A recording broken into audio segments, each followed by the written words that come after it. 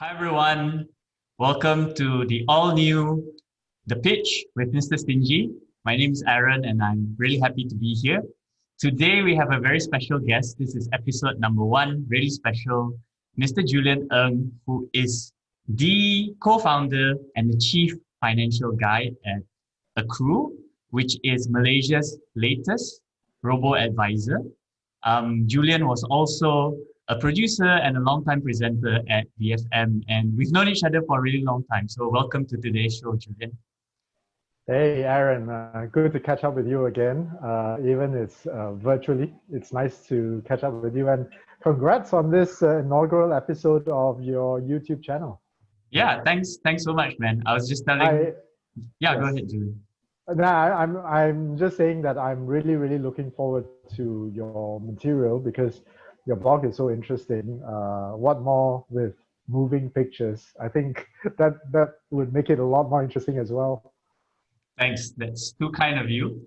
So for everyone who's interested in Akru, that's AKRU. And if you want to check out the website, that's www.akrunow.com. So it's akrunow.com. Check it out on the website. And yeah, let's get straight into it. Julian, tell us a little bit about yourself. I've known you for a long time, but for the viewers today, tell us a bit about yourself. Well, I mean, career-wise, I've been working in the investment banking industry for quite a long time. Then I joined BFM, and after BFM, and actually during BFM, I also was harboring ambitions to set up a Robo-advisor because I've seen what Wealthfront and Bitcoin have done, and I thought that was a very good thing for the investors, the small investors here in Malaysia. So I have been thinking about this for a very long time. Right. But otherwise, you know, I'm just a normal guy like you. It's interesting, right? Because I always thought like you were doing super good work at BFM. I thought that you would be there for life, right? And suddenly one day you suddenly embark on setting up your own company. So what's the story behind that? Well, you know, I mean, with no offense to BFM, the BFM thing was a temporary thing, right? It wasn't going to be a permanent. And at the back of my mind, I've been harboring this desire to set up a robo-advisor. But you know, the work at BFM was very fun. I loved the people there, and it was a good and great environment to work with. But maybe next time, one day, we'll come back and you know, I'm occasionally still on BFM, you know, but maybe we can have more conversations on either your video, your YouTube channel, or your podcast. You know, maybe we can replicate that radio feeling. Well, I mean, yeah, I mean that sounds interesting. And you said a few times, right, that when you were at BFM, you were already harboring thoughts about that robo-advisor. Even before. Even before. Wow. Yeah, So it's been a seed like what, 5-10 years in the making. Yeah, to be precise, actually around the 2010, maybe 10 years. I think, I don't know if Wealthfront or Betterment have been around since 2010. I think they have been, but certainly when I left my last fund management position in 2012, I was already tinkering about and talking to people in the industry on how to set this up. You know, and at that time we were of course ahead of our time because SE hadn't even come up with the DIM guidelines, which they only came up in the middle of 2017. And so I was very lucky when at the end of 2017, I bumped into Tan Chong Leong, who's right now my co-founder. And he also has been looking for an opportunity to set up a robo-advisory. And so I guess the stars were aligned at that time. And that's how we made the decision to just get this off the ground. Nice. And I personally like robo-advisors, right? I almost tell people all the time, like if you're starting investing, use a robo-advisor. I think it's the best way. But maybe from your perspective, why are robo-advisors so important? Why is it such a useful tool for especially maybe beginner investors? Well, it's kind of like the trends that are going on elsewhere. For example, in ride-sharing technology, you don't really have to own a car anymore. It's become transportation as a service. So you just tap on your app and you can get yourself from point A to point B without a lot of hassle, right? Same thing with budget travel before the COVID. Airbnb, Netflix, right? Netflix has just changed the face of entertainment, right? We don't even have to illegally download movies anymore, right? Because it's just so damn easy to turn on the Netflix and watch whatever you like. And now I'm on Amazon Prime as well, and I absolutely love it because I'm my own programmer, right? As to what shows that I love to watch, and I can watch them one after another because I have them all on my list. And I think that this is the same for Robo-advisory because it really makes the whole investing process a lot easier. You don't have to think of what investments to buy. And basically, the Robo-advisor has automated the entire investment process for you so that you don't have to go through the hassle of actually thinking about it, implementing your investment strategy. You just have to think about what you want, what your financial aspirations are. And so that's why I think that robo-advisors, not just Akru, but robo-advisors will be revolutionary in changing the investment landscape. Cool. And I think there's plenty of data from overseas perhaps that supports this, right? So on this show, it's all about making things accessible, making things understandable for perhaps when I was first getting started, maybe 10 years ago, things were a bit complicated for me. And if I asked you, Julian, how would you explain robo-advisory to say a 50-year-old auntie who's just starting to get into this world of investment? How would you explain it in layman's language? Oh, wow. Okay. I would say, auntie, like 30 years ago, you bought a property and it was, let's say 300,000 ringgit a month, and you faithfully put in your installment 300 ringgit or whatever the installment was 30 years ago. And hey, presto, 30 years later, you own a property that's worth $1 million. That is passive investing for you. And that's a kind of robo-advisory for you. But the fintech world has changed in very profound ways right now, so that right now you can open yourself up to a world of more investments than just one single property. Because, auntie, don't mind me saying, but that one property is like putting all your eggs into one basket. There's no diversification, right? And you got to make sure that you put your money into the right thing. But today, actually, with robo-advisors, you can put your money into a global portfolio that allows you to get a slice of some of the most innovative and high growth companies in the world, like Apple and Samsung and Tencent, Alibaba, Facebook, Amazon, what have you, right? All those are in a global portfolio, and they've actually been doing very well. In fact, they have been doing well, doing better than the property returns. I dare say over the last 30 years, right? Of course, property is a lower risk investment, but this portfolio, this efficient portfolio of global stocks through a robo-advisor will allow you to invest in a global portfolio with minimum hassle. So that's what I would say to this auntie. I hope she would buy into my pitch. I think it's pretty convincing. And so something that we are quite comfortable with, especially in this country, are unit trusts. And how does robo-advisory differ from unit trusts? Why one over the other?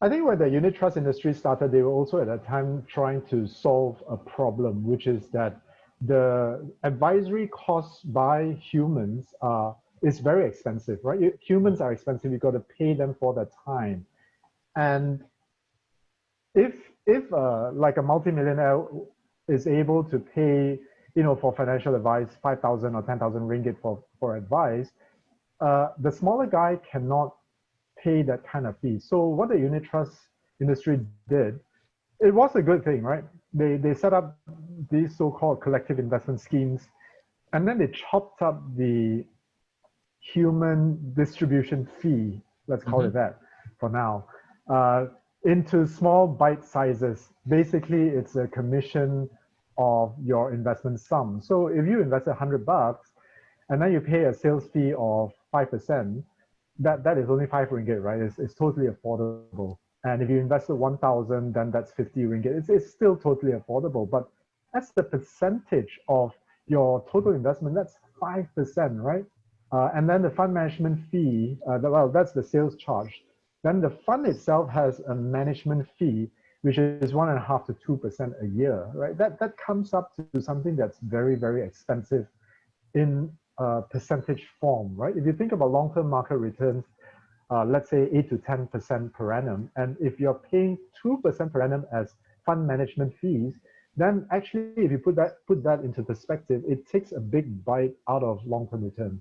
So the robo-advisors are here because they can make distribution costs very, very cheap. They don't need that 5% cut.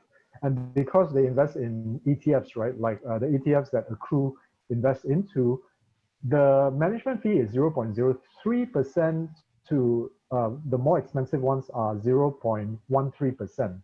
This is a fraction of the 1.5 to 2% that normal equity unit trust funds charge.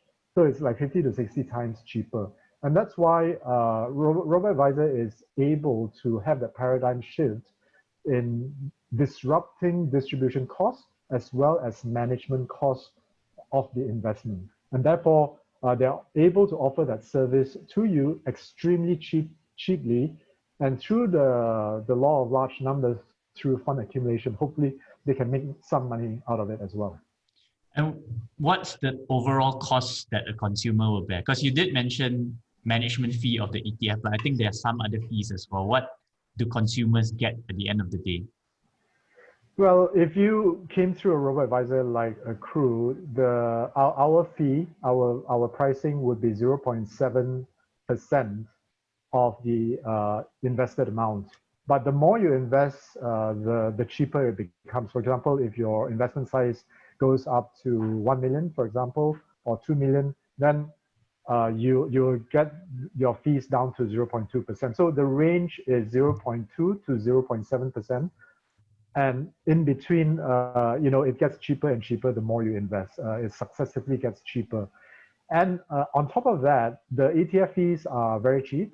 And also we bear all the trading costs. So if you want to DIY it, and you sort of copy the portfolios of the robo-advisors in town, you can do it. Actually, you can if you want to, but then you pay your own trading charges, and then you have the headache of the pain points of getting your investment implemented. We do all that for you. We bear the trading costs, trade-related costs, right? Brokerage and all that, we bear it for you. And so what comes out is an extremely attractive value proposition. Yeah, I think the thing I really like about robo-advisors is it takes away all the hassle, right? I'm literally paying my money into one product and then everything's done automatically for me. Yes. Absolutely love the convenience. I don't have time to research like 5 stocks myself or 10 stocks. Neither do I. I rather enjoy myself, like with you, right? Like going out for a drink with you or something. Yeah, or steak, right? Exactly. Going back to Akru, right? And a couple of people have asked me this question, Julian. There are, I think, 4, if not 3, already licensed robo-advisors in the Malaysian market. What's Akru? How is Akru different, and what's your unique selling point? Yeah, I would say that this is a very, very often asked question posed to people in Akru. But before I go and answer that question directly, I just want to say that the market is huge. Okay, the investment market is huge. Because if you consider the unit trust market, they are managing just under $500 billion ringgit. You consider the CASA, the current account, saving account balances, they all total up 2 trillion ringgit in Malaysia. And then if you consider EPF, that's $1 trillion and counting. So you're talking about a huge industry that is open to all the robo-advisors in town. So I would say first off that we are not competing. We're not saying that we are enemies with all the other robo-advisors in town. Honestly, we are not, right? We are I not. like that message. It's a very collaborative message. Because you see our ask, right? And by the way, we're on lead. I think you might touch on that later. Mm-hmm. We're having an ECF campaign later. You look at our numbers, which are available on lead, right? It's not a big ask if you think about what we are asking in terms of our projections. It's nothing. It's a drop in the ocean compared to the available fund management potential fund management sizes, not only in Malaysia but around the region as well. And you look at the number of robo-advisors that exist in other more developed markets. Malaysia right now at 4 or 5, it's tiny. It's just a handful, and the potential is a lot. But having said that, of course, when you stuff. when you ask about differentiation, of course, we have a philosophy. And I personally want to keep to that philosophy. There are a few things that are involved here. Firstly, we are going to go very heavy on the goal approach, right? And we are going to get very creative on goals. And the purpose of that is that we want to make sure that we cover all aspects, if not many aspects of your financial life. All right, we're going to get very creative so that you can manage your financial life properly. That's one. The second thing is that we will try to minimize on the usage of unit trusts throughout our ecosystem. And that would mean using ETFs as much as we can to just make sure that the ecosystem is completely low cost. But there are some funds that would have local unit trusts in the fixed income side of things, because that one we are thinking of other things about capital preservation for the more conservative goals and the more conservative funds. Okay, and the other thing is that we want to be totally globalized, all right? Because the reason is that I personally feel that there is too much of Malaysian concentration in the Malaysian retail investing landscape. If you really think about it, if you look at the asset allocation of, earlier on, I was talking about the $500 billion that's being managed by the unit trust industry. There is a huge Malaysian concentration there, right? EPF over the years have opened up their investments to overseas investments, but there is still a very big Malaysian concentration in EPF. And then when you buy a property, it's Malaysian. You're getting your salary in Malaysia, right? Malaysian ringgit. A lot of us also get ESOS or whatever shares from Malaysian listed companies. So we are actually very Malaysian concentrated. The Akru at Akru, our philosophy is we want to make sure that we kind of overcompensate in the globalization. Anyway, it makes investment logical sense because the overall Malaysian contribution to global GDP, yep. I mean, that number is so small, it's tiny, right? It's probably about 0.2% or something like that. So if you even have 5%, most of us probably would have 20-30% investment or 50% Malaysian allocation, right? So we are way overweighted in Malaysia. And that's why Akru's proposition is to make sure that we have a globalized investment. And I would say that in that sense, we have some very nuanced differentiation there with some of the robo-advisors in town.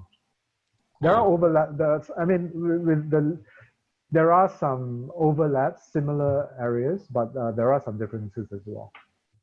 Right. And somebody asked me as well, are there customization options? For example, let's say, typically I haven't actually, well, admittedly, I haven't tried the Akru product yet, but typically what happens is you have a portfolio or a risk rating when you go with a robo-advisor. Does Akru offer you the ability to customize? Let's say you want to DIY and have 65% US stocks, 35% bond ETFs. Is there customization? Well, we will allow you to choose a portfolio of a different risk profile. And also the customization is, the leeway for customization is actually very high in terms of your own needs. For example, if you wanted to plan for retirement, how much, what is your lifestyle cost you want to plan for? What is your personal inflation rate? Do you want to incorporate EPF estimates into that calculation of how much you need to save per month? That kind of customization jives with the aspiration for more creative goal management that I talked about earlier. But customization in terms of investment, we don't have that at the moment. And that is a purposeful marketing decision because we want to move away from the old investment banking style whereby it's kind of sensation seeking. The people with a lot of money, the multimillionaires, and even the billionaires, right, the high net worth individuals, it's a kind of status symbol for them to be able to say, hey, I got such and such, I invested such and such an amount in commodities and in CFDs and in Forex and in what have you, right? It creates a lot of activity, but this kind of product is not suitable for the masses whom we are aiming at, right? The Grab drivers, the baristas, the engineering students, the art and history students, they don't care about how much they are weighted into China or the US. I mean, it's not that they don't care. They have outsourced the caring of such things to us.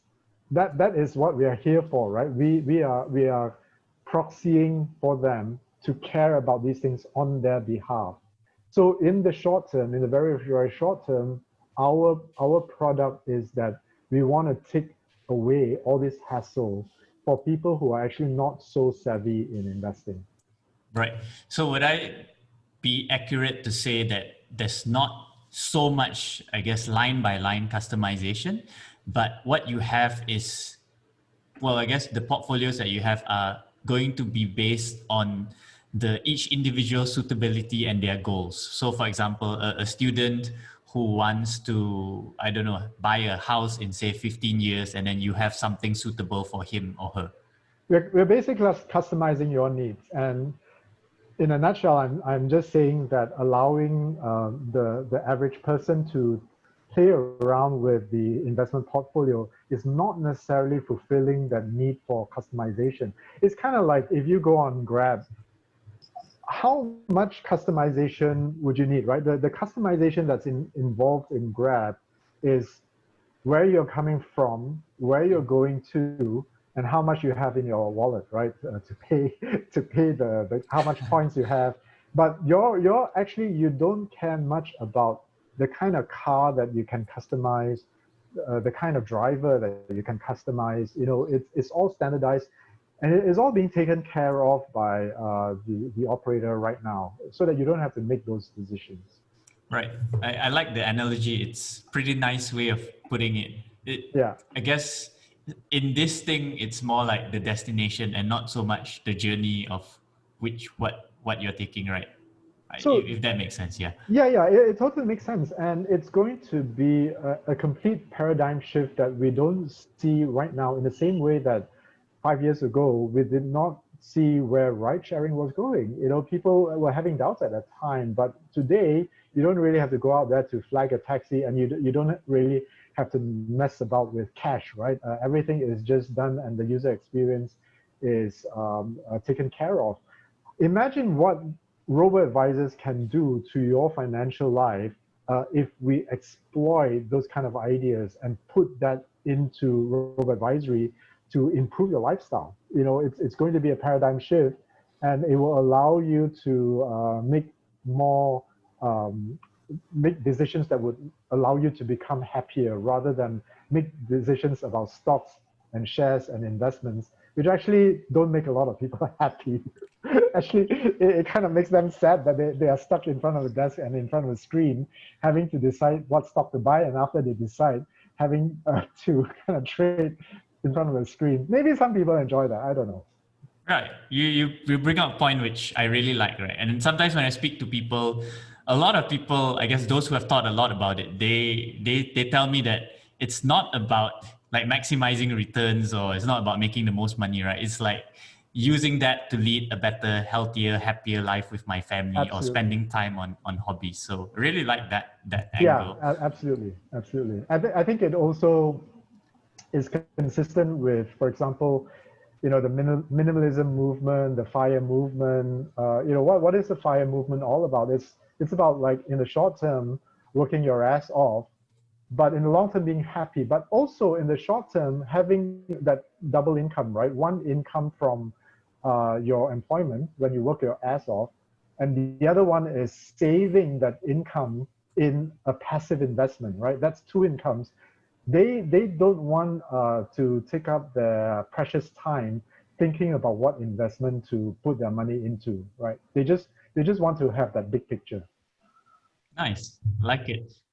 I have a question here from Andrew Chin. Um, what's Akru's investment philosophy? For example, some of the other robo-advisors have their own proprietary named kind of strategies. Is there something similar for Akru?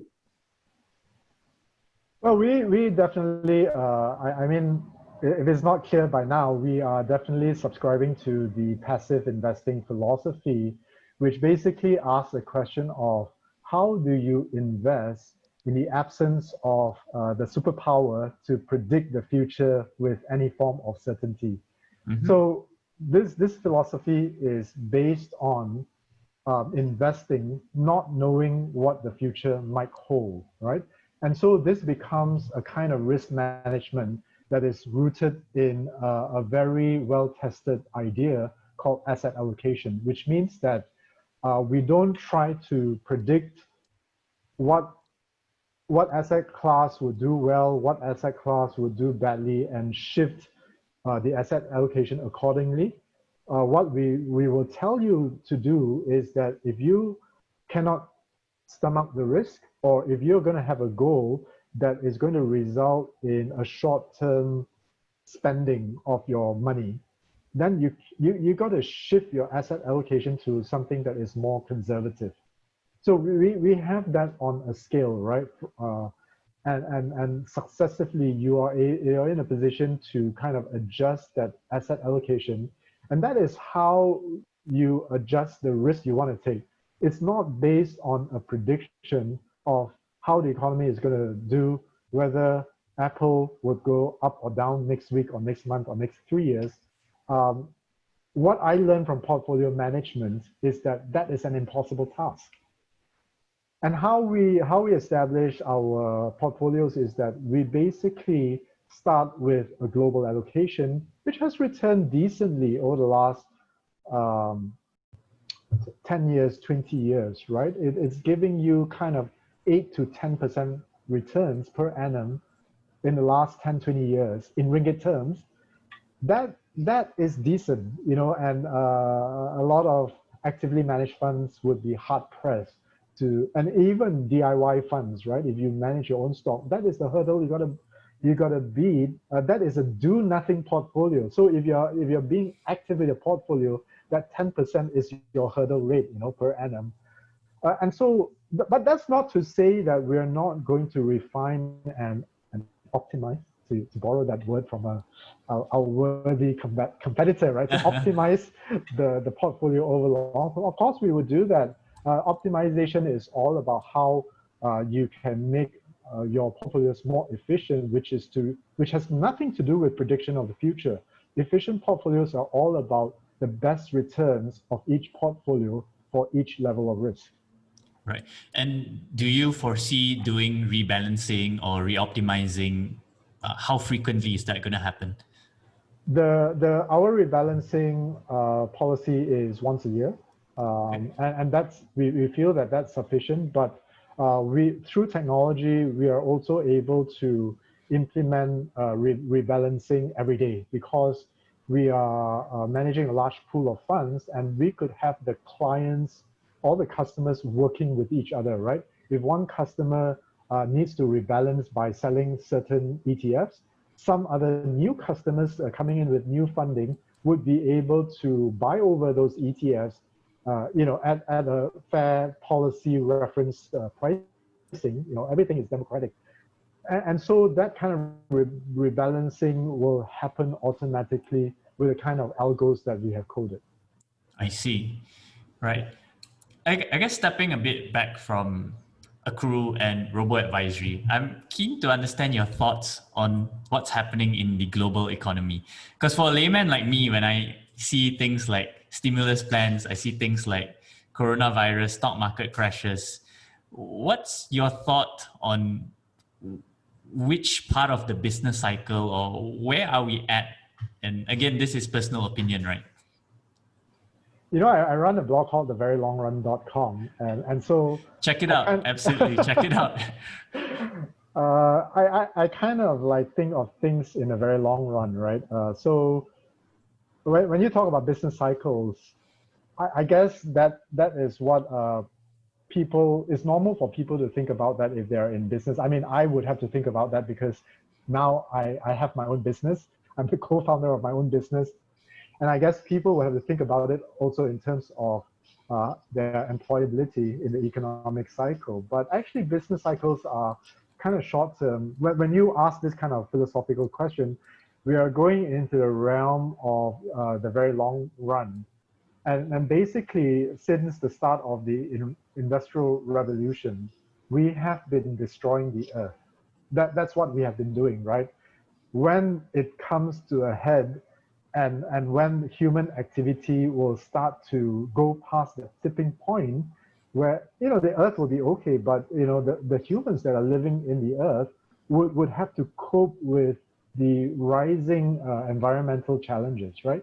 Jakarta is moving the capital because it's going to be flooded right now. Now Indonesia is making plans to move their capital to Kalimantan.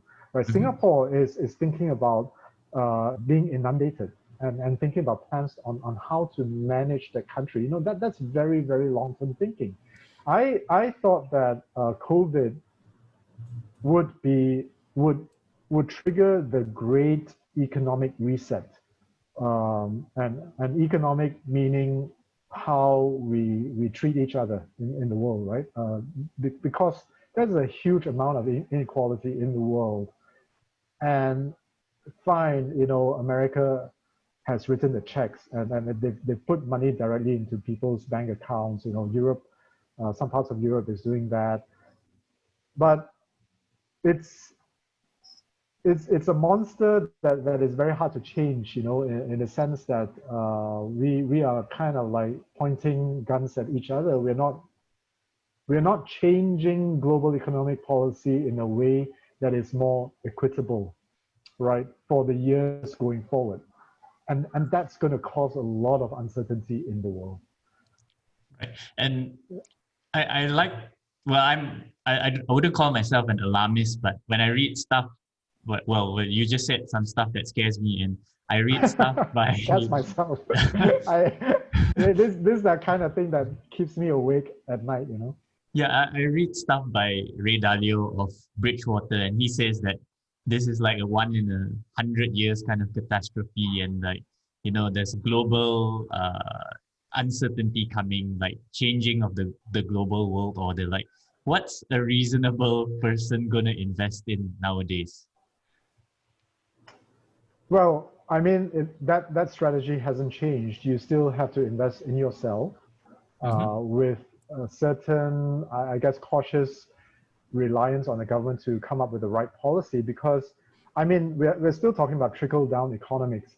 If the government forms the right kind of policy, then you're, apart from what you can do for yourself, the macro employability also rises, right? So we kind of hope that kind of thing happens. But certainly, we cannot stray from investing in ourselves to make us better at our jobs, more successful at our careers. And secondly, you kind of run away from the fact that you definitely have to invest your money. You have to save and you have to invest for the future. I think I would add something else to that, you know, because I have been reading Seneca, right? Who is what do you call that? I Philosopher. Yeah, he's a philosopher. That's a word. Just Stoic. He's a Stoic. Thank you. Yep. Actually, Seneca is probably the first financial advisor because he thinks that the shortest path to happiness is to not desire so much stuff. I think you can. There's a lot of free stuff that can make you happy. Right. And so you can throw that on top of the need to have a successful, fulfilling career, to actually invest your money efficiently, and to really focus on the happiness. Yeah, I think that's probably a good strategy to have. And of course, different people define happiness differently. Yeah, I take that. I guess Seneca is more of a life coach than a financial advisor, maybe. The first life coach, maybe. Yeah, but a financial advisor should be a life coach too, I think. Actually should be a happiness coach or a wellness coach. I would think that the correlation is pretty high there, right? Yeah.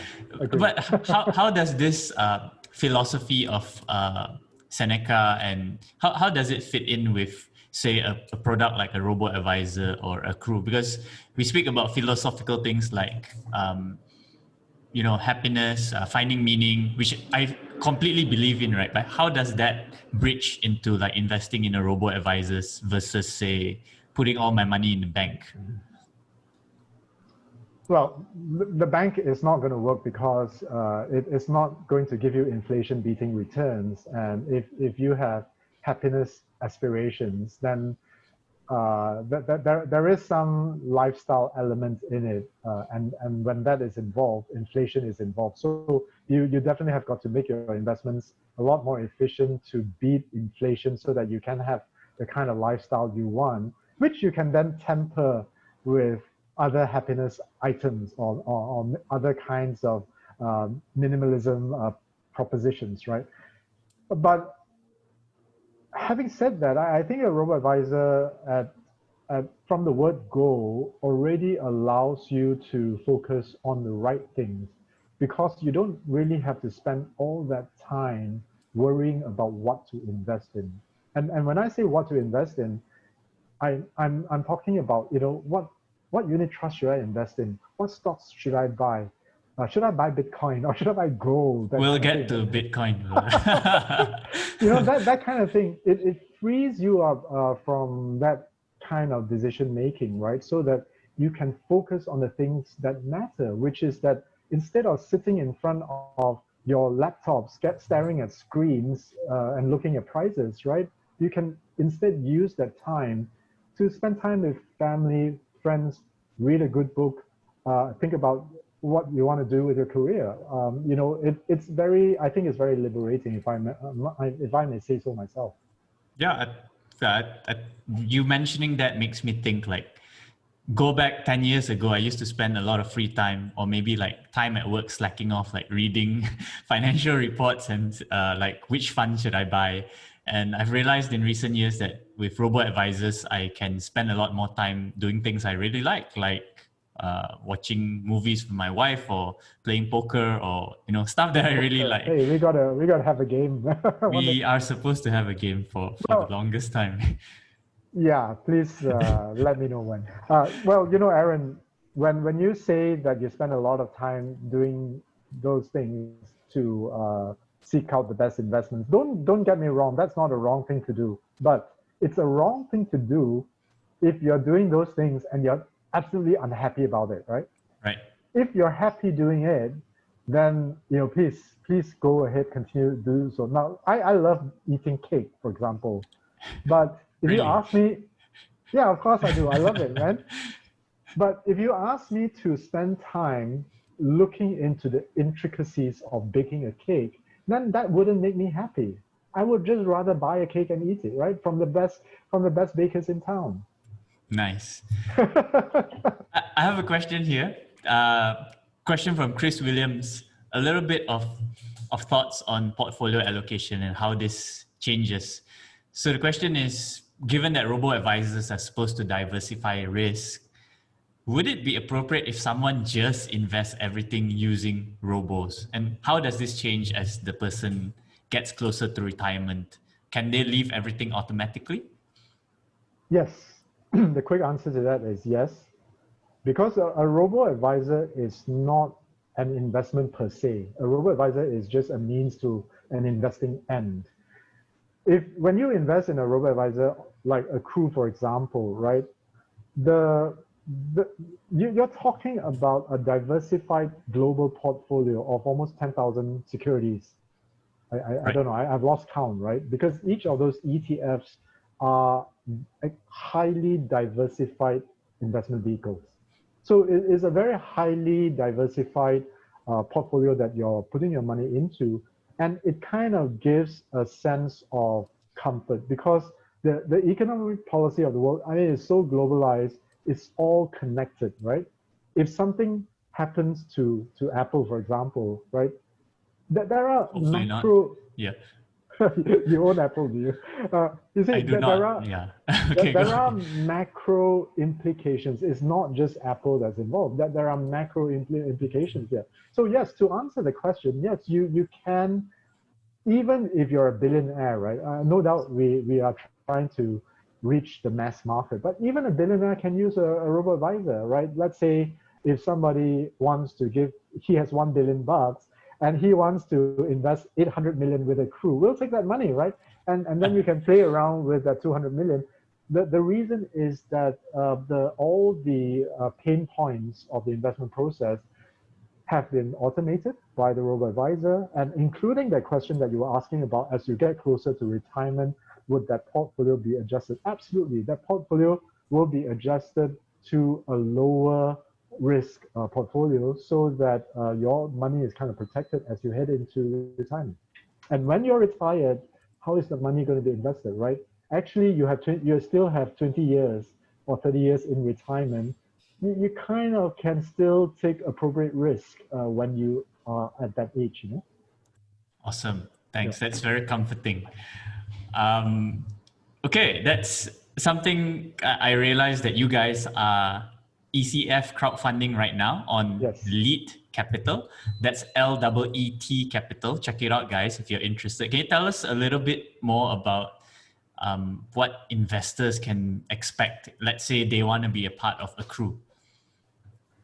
So as a startup, as you know, because you're in one as well, Right? Day job, yes. yeah, we are cash. We usually have a lot of cash burn, and we're always in need of cash.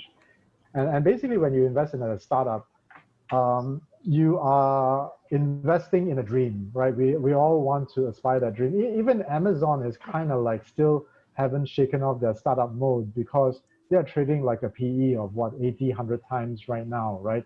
And if you take away the AWS, which is that money-making part, I don't know whether the other parts of the business are even making money today, but the investors still put money in them, making Jeff Bezos one of the richest people in the world. So basically, we are getting onto an ECF platform because we need the money to achieve our dream of giving the best robo-advisory product that can be given to investors out there. And therefore, we need to, for now, raise between 500,000 to 2 million ringgit. That's our range within Lead. And we hope that people who fulfill that risk profile, not everyone can be an ECF investors, but there are certain category of investors who where this kind of investments would suit them, angel investors and even um, personal individual investors who have taken that step to become to become an ECF investor, right? Basically, they're really investing in uncharted territories. Now, the difference between investing, like researching stocks, what stocks to invest in. I mean, when you invest in ECF, you also have to research. But the difference is that actually, when you invest in stock, you're investing in an efficient market, right? So how much extra supernormal profits can you gain from those kind of active research? We call it the alpha, right? How much alpha can you gain? Mm-hmm. So the rest of us settle on beta. That's what robo-advisors are all about. But when you invest in an ECF investment, there could be a lot of alpha there. You could lose all your money, or you could make very big from it. And that is why the SE has also given out all these ECF licenses for people to open up such investments for people with the extra funds. Cool. So I've not invested in ECF before, but I'm curious to know, without, of course, we can't predict investment returns and things like that, right? But what can investors expect? Like, is it a 3-year time frame, 5-year time frame before they can expect a potentially large profit? How does that work? So you go with certain metrics, like in the 5th year, what your AUM levels are going to be, or in the 10th year, what your profit levels are going to be. And you can establish a kind of valuation through those kind of metrics. But the other point is that, so when you establish valuations out of those metrics, if we achieve them, then we are eligible for those kinds of valuation. And they would be very, very profitable if we get to exit at those valuations. Now, the other point is that you could also get bought out. It's not necessarily about profitability or positive cash flows and things like that, right? But if you achieve critical mass in your users, in your AUM, then you might actually get bought out, and you can profit and exit from that as well. Right. So you're saying at least a couple of years before investors can perhaps expect returns. It's not going to be a short-term thing, like Yes, say P2P yes. lending, right? Yeah, this is very long-term actually. Yeah. Right. Cool. So, but the other point is also that the investment size is quite small, right? 1,450 is one share. So if you want to make a bet, then that is a very cheap bet that you can make for the long term. If it works out, let's say you make, I mean, let's say 30 times returns from that, right? Then it's not bad, right? I bought into Bitcoin for the first time this year through Luno, right? And I've made some money from it already. That's not a recommendation, by the way, to buy Bitcoins, yeah. But I'm just saying that what my strategy for Bitcoin is that I invested a small amount of my money, so that if actually Bitcoin goes up 50 times, 100 times, right, at least that small money will grow into something that is quite meaningful. But right. if Bitcoin goes down to 0, then I'm still protected, because the amount of money that I invested into it is a small amount. It's not going to put me out on the streets. Right. And that's limiting risk by the amount that you invest, right? It's Correct. not, yeah, because mostly people, for most of my life, I thought the only way to limit risk is to not do it, right? But I realized that you can limit risk by actually do something, yeah. Like by putting a minimum quantity that you're willing to experiment with. Yes, exactly. So I have some very interesting follower submitted questions again. This one comes from Tuan Soon On. Is Akru EPF or PRS friendly, or does it need to be cash? We are not yet eligible for EPF or PRS, because I think those kind of things will take time. Some policies or rules might need to be changed, but definitely the potential is there. I think that we are very suited, any robo-advisor would be very suited to be part of that EPF I Invest scheme, because it's very cheap, it sticks to financial planning principles, and it's a globalized portfolio. The entry is very easy. So it kind of subscribes to a lot of the principles that EPF holds right now already. So and then same with PRS, we are not yet there yet, but hopefully we will engage with EPF and also PRS. Hopefully we will be able to be eligible for such platforms. Yeah. Sounds like a really good idea to me personally, but do you have like a time frame how long that might be away? It's very hard to predict. I hope as soon as possible. Okay. If EPF is listening, please EPF as soon as possible. Right. Okay. EPF. To be fair to EPF, they have track record rules. Yeah. So a startup like us may not yet have that kind of required track record. Actually, our track record is the track record of let's say the S&P 500. It's the track Right. record of the MSCI developed market index, right? That kind of thing. But still, such institutions would understandably have their own rules, and we would have to wait for to fulfill those kind of rules. Cool. You'll like this one. Dr. Jason Leong, who I hope watches this show, Netflix famous now, and Yes. Suraya Zainuddin of Ringgit or Ringgit. Julian, what's the referral code, and got discount if I sign up? Definitely. We're in the process of setting up the referral code. That they're still looking at a lot of the bug fixes we have in the short term. So bear with us for a bit. But having said that, we actually get the investment done from start to finish. It's just some of this other, as a lot of people in the startup world would understand, right? When you start up, that's kind of like a lot of headaches over there that we're trying to sort out. And the referral program is definitely in the works. Jason, love your show, Blessed. #Blessed on Netflix. I spent the whole hour watching that right through. It was amazing. I loved it. And also Shariah, great blog. Definitely, we will get the referral codes for you guys. Cool. So Julian, is Akru already actively accepting investors right now? Yes, we are. We're not active yet. We hope to be very soon. But you can say that the people who join us, and thank you very much for joining us if you have done so.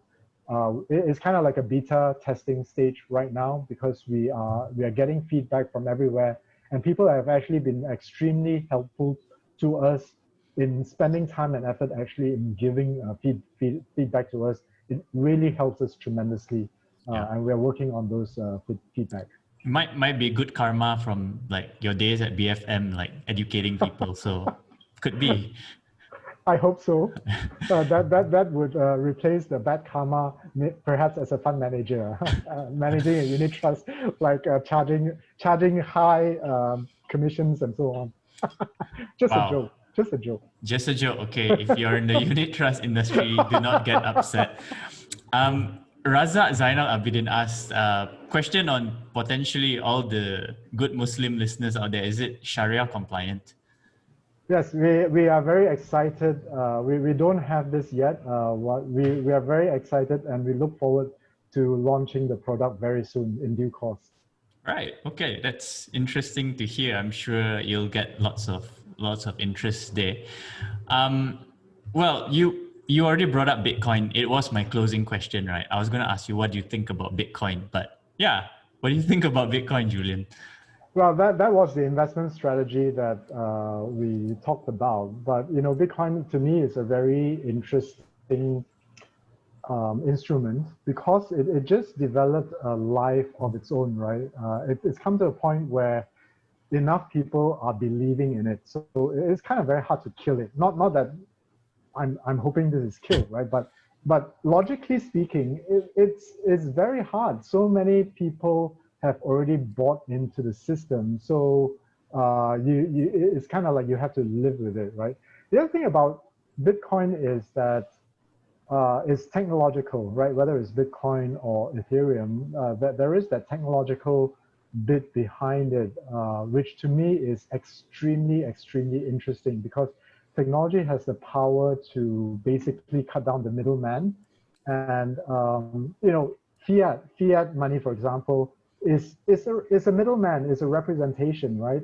And when you transfer money, the transfer costs are so expensive that there is also that middleman. But if technology comes through, will we come to a point where we don't even need these representations, right? Would Bitcoin turn into something else, right? I don't know. It's very exciting actually. When Facebook wanted to form Libra, the whole world, all the regulators around the world got really scared about it.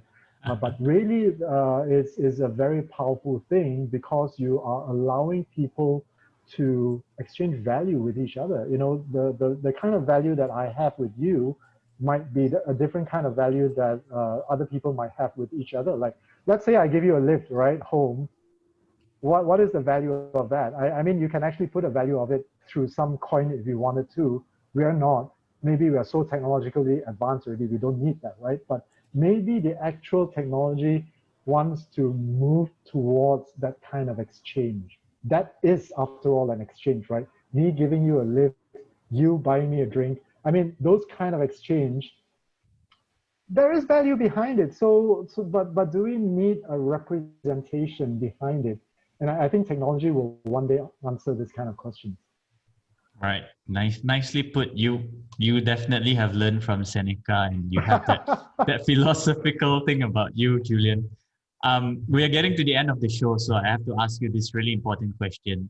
What's the pitch? What's the one thing that you want the people listening in today to do after this show? All right. Here's the thing, right? So you gotta do something you aspire to do, but afraid to try it out. You gotta do this by doing the least that you can do. It's kind of like an MVP, right? A minimum viable product. What is your MVP for yourself? If it is health, what happens if you just did one push-up a day, every day? If your aspiration is to be a good cook, how do you upgrade from a fried egg?